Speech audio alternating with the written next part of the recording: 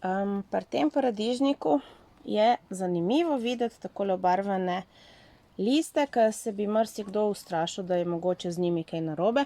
Gre pa v bistvu za variegacijo listov, tako kot pri nekaterih sobnih rastlinah, ki so bolj znane po tem.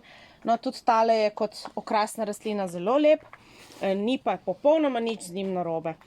Ne samo to, vedno bolj bujno raste, plodove pa nastavlja v večjih etažah. Seveda letos je bilo zaradi vročinskih valov veliko odpadanja cvetov, nekaj pa je vseeno nastavilo. In tudi teli listi znajo biti sicer mičkeno občutljivi na ožig.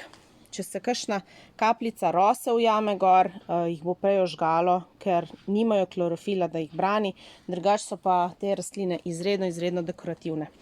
Je pa to sorta, ki je v bistvu naključni križanec sorte Sangold, ki je znani hibrid, to je tisti mali oranžen češnječek, ki je tak zelo sladek in ima zelo nenavaden vonj listov. In tole je njen potomec, ki se je enkrat nekje skrižal.